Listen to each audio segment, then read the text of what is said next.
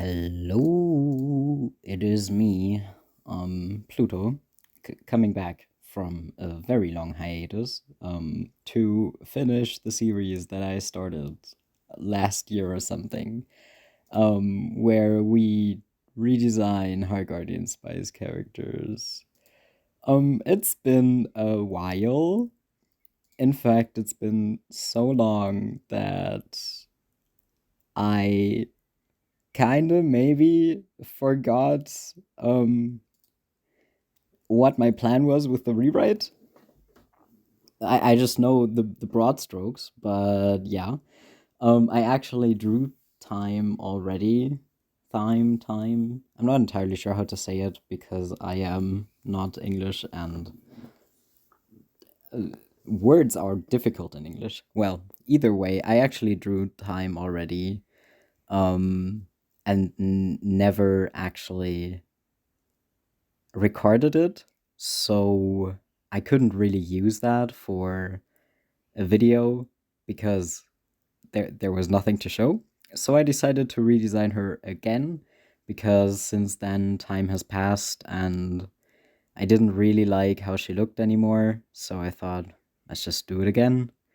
Let's just see where it goes, and that's what we're doing now. That's what you're seeing on screen now. In the little box up top, you see the old design. I have a few thoughts that I remember why I did what I did, so I'll get into those. There is no structure in this one because I do not have much new things to say. I just thought it would be good to actually finish what I started for once. Which means that I still have to also do Parsley, who is a character I haven't drawn at all yet, because I didn't know how to design the dwarf to look like a dwarf and still look like a girl and not have her be boring at the same time. Yeah, I might figure that out in less than a year and post a video about that. That is probably going to be good. Yeah. Anyways, the design of Thyme this time around is very much inspired by wood elves and like her job as an archer. Yeah, I made her a little bit more funky. She, as you will see later on, she doesn't have pupils and she has like completely blue eyes. And little tusks, because I thought that would be cute and I thought that would make her stand apart from Parsley? Is her name? No, Sage. Parsley is the... I just said that Parsley was the dwarf, and now I forgot. Yes, but make her stand apart from Sage, because Sage already has pointy ears. And I thought, okay, pointy ears for a non-elf mixed with pointy ears for an elf. That might not work. So I made Thyme's ears even bigger and gave her tusks and a funky little eye thingy, different eyes. And on top of that, I kept her having red hair and actually made it a little more funky, because I wanted the elves to look a little bit more interesting and not just humans with pointy ears. Yeah. As I mentioned in the video about Rosemary, Thyme and Rosemary are kind of fast friends because they're both very blunt and hardened by life and are kind of just drawn to each other. But I do remember a little bit about the backstory that I wanted to give Thyme, so I'm gonna get into that. Thyme is a wood elf, and like in the original show, she wants to protect her forest because of the rot. The rot is something that inexplicably started happening a couple of years ago now, but it is beginning to really bother the elves, who are very proud people, so they don't really communicate a lot with other races to talk about their issues, and simply try to deal with them all on their own, which is not really working out for them all that well. But because of that, she, as in Thyme, went to to High Guardian Academy to learn more with the resources she will get in the mainland and help out her people and maybe find a cure for the rot, which is becoming really, really necessary because it's beginning to creep into the forest way more severely, and they're pretty scared they're going to lose their home because of it. And yeah, so she's here to get information about the rot, and up till now she hasn't really been successful because she's doing it all in secret. She doesn't want to talk to anybody about it. She doesn't want to tell anybody that her people are struggling, and that's basically the reason why she's trying to strong arm everything, and why she and Rosemary take on a more active approach in the leadership of the group, because they're both fighters. She's an archer, she's a rogue still, like in the original. Because they're both trying, they're both fighters. They think, yeah, we'll figure everything out. I'm an elf, I don't need help, and Rosemary is there because she's better than the others. She can fight, she can help me. That is really Thyme's kind of deal.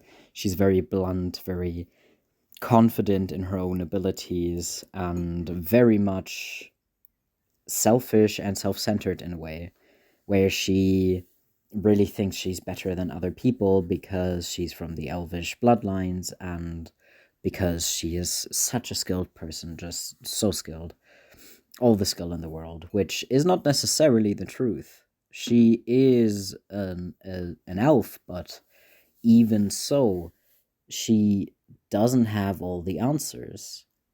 That's why she's here, and she's not really ready to confront that in the first place. She's like, why would I know? I'm the best. I'm just here because my people don't have certain information.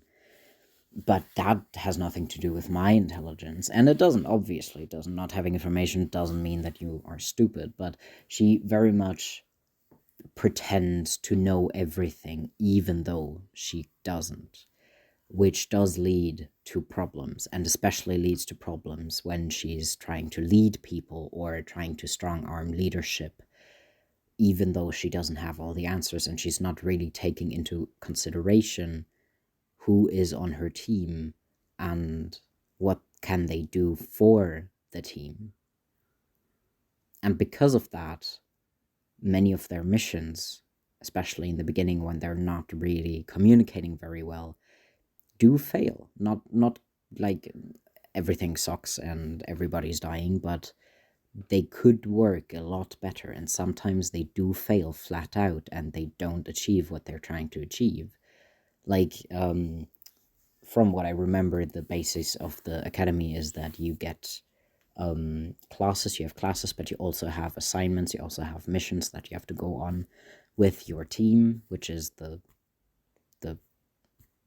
HighGuardianSpice. God, the name is so silly the longer I think about it.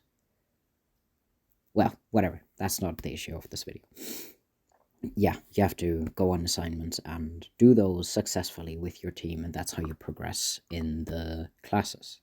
Which means very much that if your teammates don't cooperate with you, all of you are going to be held back because of your failures. Which is also something she doesn't really want to consider, that her failures could lead to the failure of the team. And that's kind of her growth throughout the show, will be learning to really trust other people, even though they aren't elves, even though she might not know everything about them, even though she might mistrust them. She has to consider their strengths and consider that they are there to help her. If they're on her team, obviously. If they're enemies, then that doesn't really, well, I mean, that's self-explanatory. I did not have to go on that tangent. Well, anyways, Yeah, with her design, I kind of tried to streamline it from the outfit that you see right now that is kind of very sexualized. I almost want to say I wanted to make her a very confident kind of character, very confident in her abilities, not afraid to show skin. But now that I look back on it, it's more like you are a person who's trying to fight in the forest and you are exposing your most vulnerable pieces to the forest. Like, no thank you, that doesn't really fly with me. That seems very silly of past me to have done. I also wasn't a big fan of her pants anymore, so I tried to change those, and I went with a more classical design for a character like that, with a very heavy cloak that she would probably, but she still has a good arm movement with it, but a very heavy cloak that would keep her safe and dry in the weather, and more classically fantasy, medieval length in her doublet, I almost want to call it, and kind of puffy sleeves, but still bracers on the arms to make sure that none of the clothes get wrapped up in the bowstring when she's shooting. Just trying to make it more practical, trying to make it look more like something you would actually wear.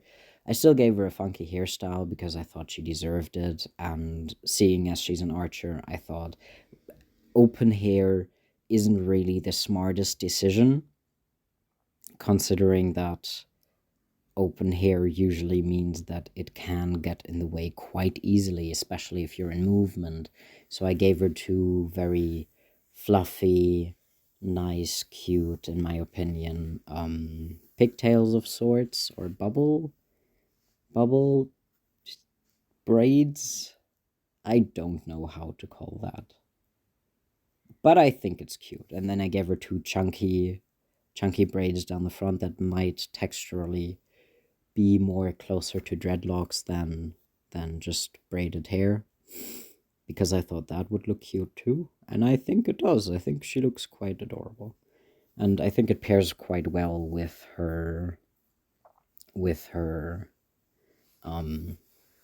the rest of her outfit and kind of her silhouette.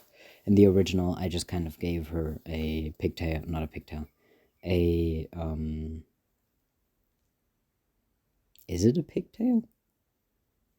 The non-English in me is struggling with the hairstyle name right now, but just a normal. I'll look it up. I looked it up, and it is in fact a ponytail and not a pigtail. That is something else. Yeah, a ponytail. I gave her a very normal ponytail, and I did make her hair a little more frizzy than it is in the show, but I thought the ponytail looked way too close to Sage's kind of another hairstyle that I do not know the name of. Bun.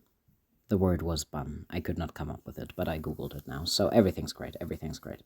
Yes, bun. Yeah, I thought they looked too close, so now I think it looks better in the lineup to have her hairstyle be a little bit very different. Also, I think it looks playful and fun and kind of hints at the fact that her personality might be not quite as closed off and I just said that, and selfish and lonely as she likes to present herself, that she is more of an open character than she really likes to pretend, likes to present herself as.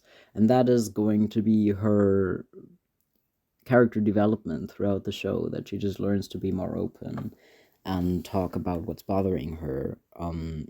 Throughout the show, she would learn what the rot is, and that's where we actually get back into plot, because that's what I remember. And that the rot is caused because, and I think, no, I actually touched upon that a little bit in Sage's video. Shit, I thought I was bringing something new to the table. Ah, crap. Well, it's been a year. Forgive me. Well, yeah, that the rot in her homeland is caused by new magic and the abuse of new magic, and how it impacts the magical veins that flow through this world, and the rot is the corruption of said magic. It's the twistedness of the magic. It's the magic trying to compensate for the fact that it is being abused in ways it cannot compensate for. Yeah. I think that would be good, yes. That would lead to a very big plot that I do not know how to handle, because people would have to large scale stop using new magic, and I guess that could be a very big plot point for a very big show about how people would not want to stop using new magic because of how easy it is, because of how convenient it is. But to save the world, you would have to. That is actually quite a good plot, in my humble opinion, of a person who does not have to figure out any of the specifics because nobody cares. Yeah, no, but that is kind of the basic concept, yeah. And a little bit back on the design topic, I struggled very hard. I think you would have, if you're watching this right now, you would have seen earlier. I struggled severely in trying to figure out what the outfit should look like, and then I struggled a little bit on how to make the outfit very, like, a lot more cohesive. I had a green doublet and then a green cloak, and it did not look good. I thought the colors were very nice, but it just blended in with each other way too severely and wasn't very perfect. Let's call it that. It wasn't perfect. Yeah, but yeah, I kind of darkened up her skin too and made it a little bit more vibrant, both compared to the show and my first draft of the character. And I did keep the gold embellishments that I kind of had in her first draft too, because I think it's a fun, she has it in the original too, and I think it's a fun detail for the character to kind of have this regal golden applications on her clothing to kind of show that even though she might still be a child or like a teenager, young adult type deal, that she is of a higher standing than the other people in the group that she's with. She's the only one who would wear any gold applications on her clothing. Yeah, we are approaching the end of the speed paint right now. I also have a time lapse that I recorded straight from Clip Studio that we're going to go through. It's like 2 minutes long. That shows the entire process a little bit more cleaned up, which I thought was quite nice. That's why I did it. That's why I put it in here. Yeah. Yeah, no, but I hope you enjoyed this very late part 3 to the series. I'm going to see that I get to part 4 a little bit more closely, even though now I don't think there's anybody who actually wants a redesign because it has been a year, but I thought I can't leave it like that. Plus, I want to get into making more videos, and making videos about shows that are out there is a lot easier than trying to get people to care about your OCs, which it is not to say that people won't, but I think people are much more likely and more interested in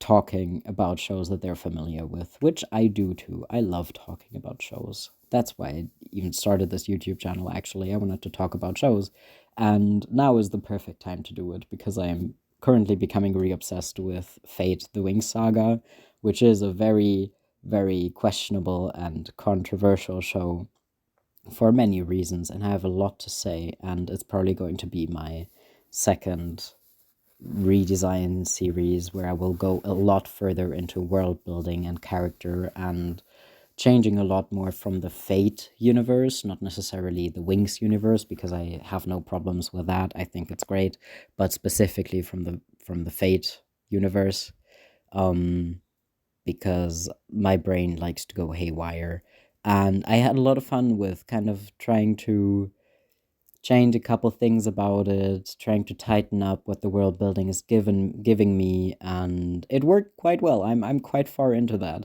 Yeah, so I'll have to figure out when I can go ahead and draw those characters and make a video about it. And I hope you're interested in seeing it, because I am quite hyped about it all. I changed a lot about the world, without changing too much, in my humble opinion. That's a lie. I probably changed a lot more than I'm trying to admit right now, but it's a lot of fun. I'm having a lot of fun, yeah. We're kind of watching the time lapse right now, and I'll leave you to it because we're almost done.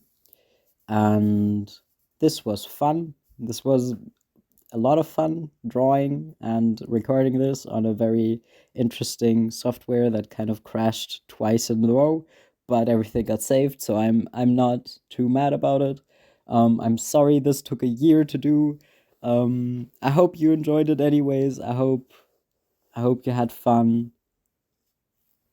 I hope you have a great day, and see you next time I do this. See you next time. I hope I'll actually get to it a lot faster than last time. Yeah. So, see you next video. See you next time. Good day. Good day.